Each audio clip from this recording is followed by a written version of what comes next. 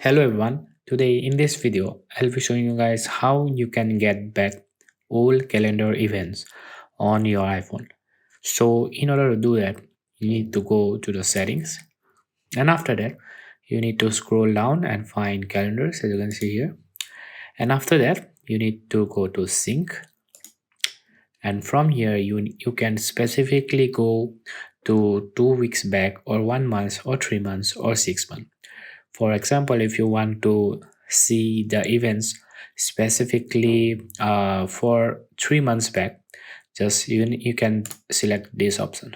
Or if you want to see the events specifically only 1 month back, you can click this one.